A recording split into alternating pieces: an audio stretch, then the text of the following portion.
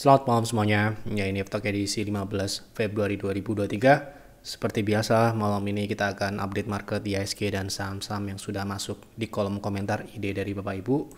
Ada beberapa yang akan kita bahas sesuai dengan permintaan. Baik, kita langsung mulai saja dari IHSG. Hari ini IHSG kembali melemah setelah kemarin ditutup bagus di area resist. Hari ini kembali terlihat turun ya, dan sempat menguji EMA 60 dan ya Anda bisa lihat ya mendatar ya pergerakannya. Jadi ini masih sesuai dengan skenario Stochel, Yevtok di minggu lalu ya. Stochel minggu lalu bahwa indeks setelah mematahkan tren koreksi ini masih akan berlanjut dengan konsolidasi dulu. Oke, seperti itu. Jadi untuk minggu ini masih sama dengan Stochel, masih berjalan sesuai dengan skenario. Kita lanjut ke pembahasan saham. Yang pertama dari yang paling awal, Harum dan Antam Bank. Gak ada penjelasan, gak ada pertanyaan, jadi mohon maaf tidak saya bahas. Oke, lanjut. GDST apakah sudah bisa buat swing arahnya kemana? Apa mau turun dulu atau naik? Oke, kita lihat. GDST. Saat ini GDST konsolidasi ya. Ini konsolidasinya ya. Nah, sehingga kalau arah dari saat ini GDST cenderung ke turun. Bagaimana kita lihat konsolidasi ini, konsolidasi di dalam tren turun ya, di bawah EMA 60 dan EMA 60-nya mengarah seperti ini. Sehingga kalau kita mau swing, sehingga kalau kita mau swing di trading yang di saham yang kondisi teknikalnya, oke? Kondisi teknikalnya seperti ini, kita perlu menunggu terlebih dahulu dia keluar dari fase konsolidasi itu, entah ke atas 164 ke atas atau dia breakdown support dan kita bisa nunggu di support sini. Yang jelas dia tidak konsolidasi lagi, seperti itu loh. Arahnya masih turun ya, karena ini jelas masih di bawah EMA 60 seperti itu. Tolong dibahas teknikal dan fundamental pada ini. Kalau seperti ini kan mirip-mirip dengan kata penghubung ya, jadi sebaiknya dikasih ya capital semua ya, supaya jelas ini saham gitu ya, karena saat ini kan banyak seperti saham beli ya, ada pada gitu, jadi dikasih supaya ya saya tahu ini saham pada ya, jadi supaya enak aja dilihat gitu ya. Oke, kita lihat saham pada, ini saham baru ya. Kalau kita lihat dari pertanyaannya adalah teknikal dan fundamental. Ada fundamentalnya, saya anggap walaupun tidak ada di situ ada kata-kata investasi, ya kita anggap untuk teknikal jangka panjang. Teknikal jangka panjang kita menggunakan monthly seperti ini. Jadi nggak ada yang bisa kita bahas, ya cuma 3 candle dan fundamentalnya pun nggak ada datanya, ya belum ada datanya di TradingView. Jadi mohon maaf, ya lagi-lagi saya akan hanya bahas apa yang ada di TradingView. Oke, seperti itu. Tolong bahas TAPG potensi pullback ke berapa? Sudah punya di 670. TAPG Triputra ya, Agro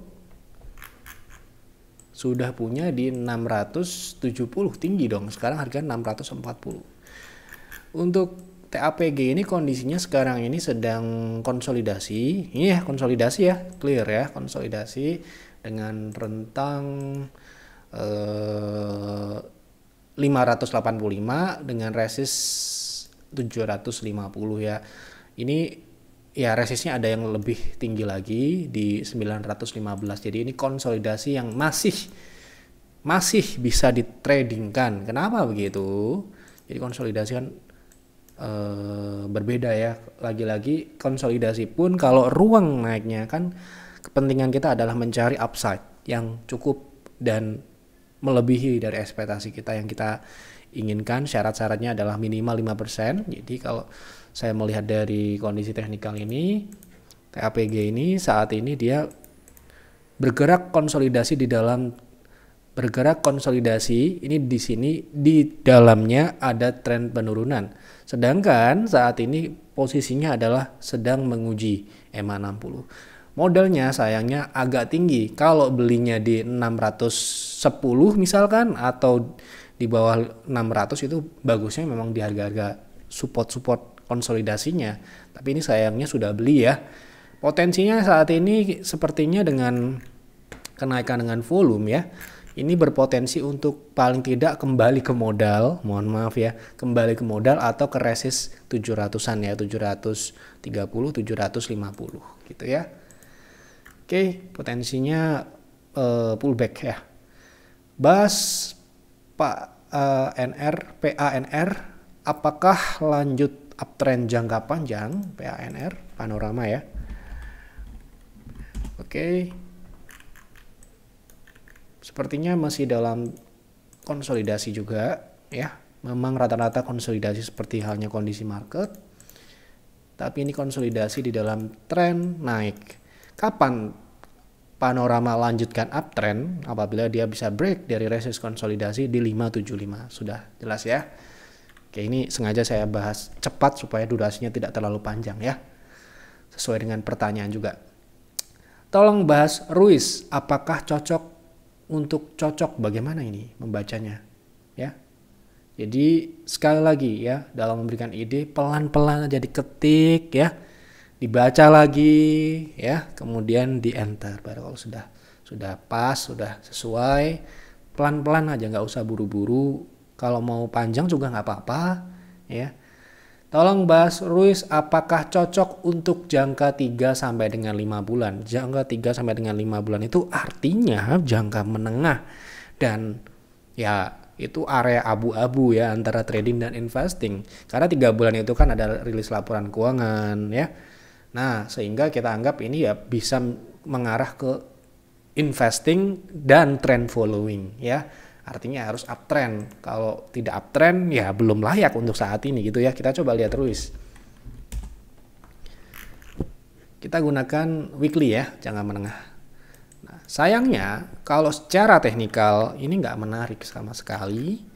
Secara tren memang ini cocoknya untuk swing. Jadi kalau Anda beli hari ini mungkin besok tiba-tiba naik, Anda akan hold sampai 5-6 bulan. Ngapain? Udah naik, take profit. Jadi ini lebih cocoknya untuk ya swing trade, atau kalau dia lagi lari ya ikuti day trade atau scalping aja, karena ini saham ini memang kadang nggak ada transaksi ya. Itu secara teknikal. Jadi kalau Anda tanya saya nggak cocok ya, karena nggak jelas trennya, ini nggak uptrend. Kemudian secara fundamental saya lihat kalau dilihat dari pertumbuhannya tipis-tipis ya. Kemudian kalau kita lihat dari profitabilitas sepertinya juga tipis sekali ya. Kita lihat di sini tipis sekali di bawah 5, jadi ya masih banyak opsi yang lain ya. Itu menurut saya, Pak Jamaluddin. Izin Pak, bagaimana peluang saham Adaro secara teknikal dengan adanya sentimen buyback? Terima kasih ya. Oke, kita lihat Adaro. Adaro minggu lalu kita sudah bahas ya. Jadi Adaro ini kita ikuti sejak dia turun setelah dividen ya. Dan kita prediksi di bawah 3.000 ya. Ini ada semua ya. Yang terakhir kita bahas Adaro sudah ini ya. Edisi berapa nih? 6 Februari. Adaro sudah mencapai target turun ya, tanda tanya ya. Gitu waktu itu sudah kita bahas, dan setelah itu naik ya. Karena sudah mencapai target turunnya, dan ini prediksinya waktu dia proses turun ke bawah 3.000 ya. Ini edisi 8 Januari. Ya, terus ini edisi 2 Januari ARB potensi turun lanjut setelah ARB. Nah, hari ini kalau nggak salah ya ada berita Adaro mau buyback 4T. Ya, 4T besar ya, 4T. Jadi itu adalah sentimen positif dan langsung direspon naik. Kebetulan berita tersebut ya keluar ketika Adaro sudah mencapai target turun kami, yaitu di 2740, sempat turun di bawah sedikit ya. Ya namanya kita bukan price makernya ya, estimasi ini ya, bukan sebuah kepastian. Ternyata 2 kali di sini ya. Setelah kita bahas di edisi ya. Setelah kita bahas di edisi terakhir itu 6 Februari ya. 6 Februari ini ya langsung loncat naik. Ya, ini ya. Ini edisi 6 Februari sudah mencapai target turun, kemudian besoknya Adaro langsung naik ke 2.900, lalu turun lagi. Nah, ini adalah kesempatan kedua ternyata, karena setelah itu keluar berita buyback, dan buyback namanya buyback ya pasti bagus. Itu apa? Maksud dari sebuah buyback oleh manajemen artinya memberikan optimisme kepada investor publik bahwa kondisi perusahaan itu bagus dan harga sahamnya saat ini dalam kondisi yang murah menurut mereka. Makanya mereka mau buyback. Yaitu juga didukung oleh faktor ketersediaan cash ya di dalam perusahaan. Jadi sehingga mereka bisa melakukan buyback sahamnya. Nah, itu adalah berarti sentimen positif, dan hari ini loncat. Kebetulan loh ya, ini kebetulan setelah mencapai target turun yang kita pasang di FTalk yang kita publish secara gratis di sini. Jadi harusnya kalau Anda penggemar Adaro sudah siap beli di harga 2.700 2.800 ya. Nah, sekarang ini adalah target pullback-nya ya. Itu di harga pertama hari ini sudah di 3.000, kemudian di 3.200 ya. Jadi ini adalah target kedua ya, 3.200 ini ya. Dan ini juga sedang menguji neckline. Hari ini tutupnya sedikit di atas neckline, jadi harusnya positif ya harusnya. Secara teknikal jangka pendek saya cuma melihat potensinya sekitar 10%-an untuk jangka pendek dari harga terakhir hari ini. Oke, tolong bahas teknikal PBRX untuk trading.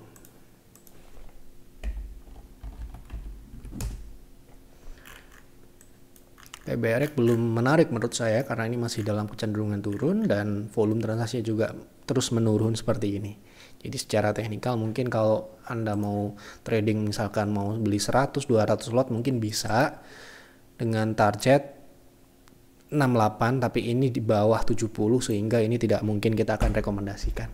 Ya, pertama dia turun transaksinya ya, downtrend mengarah ke 50 dan ya tidak sesuai dengan syarat YF, yaitu rekomendasi kita minimal harganya adalah 70. Jadi kalau ada saham 69, 68, 67 ke bawah tidak mungkin direkomendasikan ya, seperti itu. Oke, tolong bahas fundamental MTEL untuk investasi sudah beli waktu IPO, apakah worth it? Menurut saya ya, nanti kita akan lihat. Atau jual saja kalau sudah balik ke harga IPO, karena kalau sudah balik ke harga IPO pasti turun lagi. Belum tentu, tidak ada yang pasti ya. Saya luruskan ini ya, tidak ada yang pasti. Apakah MTEL ada harapan untuk investasi? Harusnya MTEL bagus, harusnya ya. Kita akan lihat, harusnya saya belum lihat ya, kita coba lihat. Wah, ternyata belum ada nih, seperti udah ada nih ya. Jadi kalau kita lihat dari performance-nya, pertumbuhannya cukup sehat ya, ini yang 17-16, tapi yang perlu menjadi catatan adalah ini kinerja sebelum IPO ya. Dan kalau kita lihat dari kuartal 1 sampai dengan kuartal 3 yang sudah ada di TradingView ya, ini kemungkinan tidak akan jauh ya, tumbuh ya, kemungkinan tumbuh tapi tidak akan terlalu besar pertumbuhannya. Dari pos paling atas yaitu pendapatan, pos paling bawahnya pertumbuhannya cukup masif ya, ratusan persen. Kita lihat dari operasional ini pertumbuhannya 40 dan mulai dari pre-tax dia bagus ya. Kemudian di kuartal 1, 2, 3 ini sepertinya juga akan cenderung tumbuh ya kalau saya lihat. Jadi kalau fundamental pertumbuhannya baik-baik saja, bagus-bagus aja. Kemudian secara profitabilitas untuk MTEL ini juga lumayan tebal ya, tidak ada masalah. 17% untuk NPM. Kemudian operating marginnya sekitar 30-an, stabil di atas angka 3 ke atas, 30-an ke atas. Jadi menurut saya nggak ada masalah dengan fundamentalnya. Yang jelas kalau invest ya Anda harus stick to the plan. Kalau misalkan Anda sudah punya plan, Anda sudah melakukan analisis, kan namanya investasi itu yang pertama kali dilihat adalah fundamentalnya ya. Fundamental dikaji dulu, kemudian kita menentukan timing. Memang untuk invest di IPO sendiri kita tidak sarankan. Kenapa? Dia akan mencari ruang gerak dulu, dia akan membentuk teknikalnya dulu.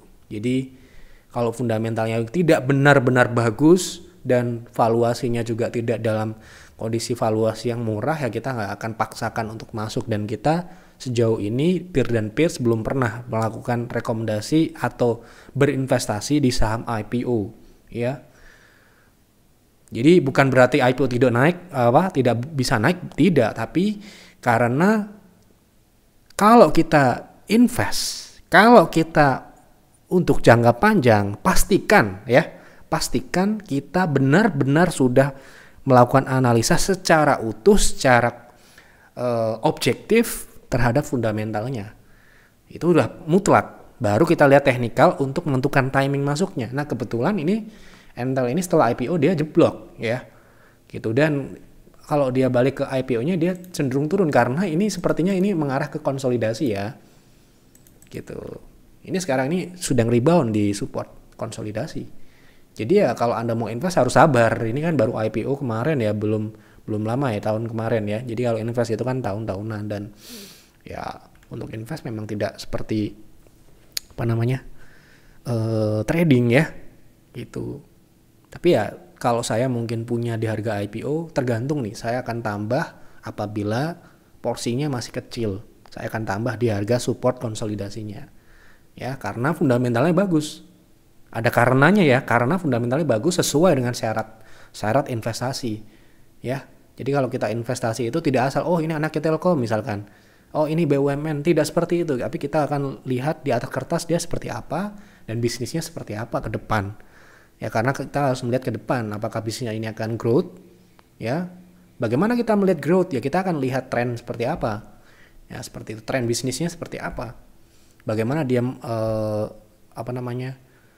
beradaptasi dengan teknologi, misalkan dia adalah telekomunikasi, ya bagaimana dia bisa compete dengan kompetitornya, ya seperti itulah. Jadi kalau IPO memang saya tidak memiliki kemampuan untuk menilai ini IPO kita invest atau tidak, saya nggak pernah merekomendasikan itu, ya.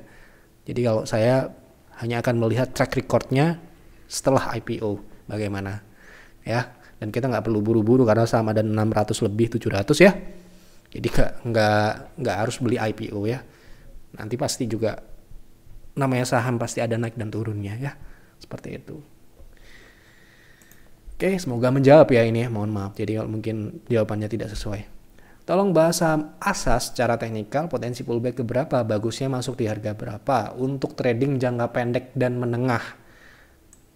Jangka pendek dan menengah sebenarnya nggak bisa ya. Kalau jangka pendek ya jangka pendek aja, jangan menengah aja. Ya. Kenapa begitu? Ini sama dengan trading dan investasi ya. Kalau jangka menengah itu kita anggap semi investasi. Ya, lebih dari 3 bulan itu jangka menengah, ya.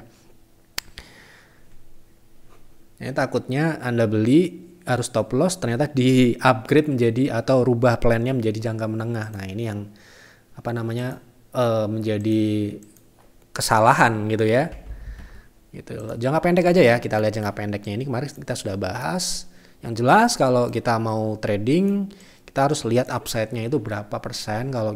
Kalau dia mencukupi ya kita trading untuk swing, kalau tidak cukup ya kita lupakan gitu, ya. Kita lihat yang lain aja. Nah sekarang ini kalau kita lihat dari tren ASA ini sendiri, ini masih di dalam tren turun jangka panjang, ya, sehingga ini cocoknya mungkin untuk swing terlebih dahulu untuk memanfaatkan pullback dari wave terakhir ke 0,2 atau 0,3 di 1100, ya. Sekarang ini potensi terdekat di 990, lanjutannya 1160, ya, seperti itu. Oke. Tolong bahas saham DMMX untuk trading jangka menengah. Apakah harga sekarang sudah cocok untuk entry jangka menengah, ya? Dikarenakan apabila dilihat dari chart, sepertinya DMMX sudah mematahkan tren turunnya. Oke. Sepertinya belum, ya. Memang ini trennya sudah dipatahkan. Untuk jangka menengah kan kita menggunakan weekly. Nah, di weekly dia masih belum dia seperti indeks, contohnya indeks itu kan mematahkan tren turun. Apakah setelah mematahkan tren turun langsung uptrend? Kan enggak, ada prosesnya. Ini tren lainnya memang sudah dipatahkan, namun untuk jangka menengah dia harus dipastikan dia sudah uptrend. Sudah bisa dipastikan dengan apa? Dengan dia membentuk sebuah high low sehingga kita bisa menarik uptrend line seperti itu. Nah sekarang ini kemungkinan untuk DMMX ini lebih ke cenderung konsolidasi, ya. Nah, kalau dia tembus ke bawah 910 menurut saya ini akan lanjut downtrend ya. Seperti itu. Jadi untuk saat ini dia cenderung ke konsolidasi dulu. Kalau dia bisa naik di atas, katakanlah di atas 1220, potensinya ke 1350 dan itu pun untuk swing jangka pendek. Ya, untuk jangka menengah belum menurut saya. Oke, seperti itu. Mohon analisis BRIS kemarin sudah kita bahas ya, konsolidasi ya. Kalau BRIS menarik apabila dia sudah break dari resistnya, dan harusnya setelah break dari resist akan terjadi lonjakan transaksi ya. Apakah dengan kenaikan yang luar biasa pada hari ini menandai mulai uptrend jika masuk di harga sekarang, apakah berpotensi ke 2000? Ya, kalau break harusnya berani masuk ya. Gitu. Makanya trader-trader yang sudah canggih, sudah menggunakan sistem seperti yang kami gunakan, harusnya dia auto buy ya. Ketika dia break dia akan ikuti ya, entah itu dalam porsi kecil ataupun porsi besar. Ini ya terbukti ya, di market kita itu sudah banyak big fund yang menggunakan auto buy ketika sebuah syarat terpenuhi. Contohnya yang kami sampaikan BRIS. Kemarin kita sudah bahas BRIS di sini ya. Ini ya. Anda lihat dan Anda tonton lagi. BRIS akan menarik jika dia berhasil breakout di atas 1440 ini. Anda lihat langsung transaksinya berkali-kali lipat ya. Melonjak berkali lipat. Artinya apa? Respon smart fund itu muncul di situ ya. Nah, apakah bisa, berapakah potensi 2000 ya tadi pertanyaannya, apakah bisa ke 2000? Nah, ini ya yang kita harus coba lihat, apakah ini bisa ke 2000. Menurut saya belum untuk ke sana. Jadi yang terdekat dulu di 1675 ya, karena itu juga level yang cukup penting. Lalu kita akan lihat dari wave terbesarnya ini di 0,2. Ini ada di harga 2200 ya. Jadi harusnya bisa di atas 2200. Namun ada prosesnya. Tidak ujuk-ujuk ke sana karena di sini ini adalah resist konsolidasi juga. Konsolidasi yang lebih besar, lebih lebar lagi. Seperti itu ya. Nah, ini kalau Anda lihat ya, di time frame weekly ini seperti ini. Ini adalah neckline-nya. Untuk dapat ke sini, ini harus dilewati terlebih dahulu. Tapi sepertinya besok akan diuji ya. Seperti itu. Oke, sudah kita bahas semua sesuai dengan permintaan, sesuai dengan request dari Bapak Ibu. Jadi silahkan masukkan lagi kolom komentar di FTOK edisi ini. Saham apa? Satu aja, dan kenapa saham tersebut Anda pilih untuk dibahas untuk trading, untuk invest, atau tanya teknikal, atau tanya fundamental, terserah. Yang jelas ada penjelasan yang benar menulisnya supaya tidak biar mudah dipahami ya. Terima kasih sudah menonton untuk GiveTalk malam ini. Jangan lupa untuk dukung kami dengan klik like, dengan subscribe. Yang belum, ini masih banyak yang belum, silahkan subscribe dan boleh di share ke teman-teman Bapak Ibu yang mungkin juga trading dan invest saham, diajak nonton GiveTalk. Itu aja. Mohon maaf apabila ada kekurangan atau kesalahan dalam penyampaian GiveTalk. Selamat malam dan selamat beristirahat.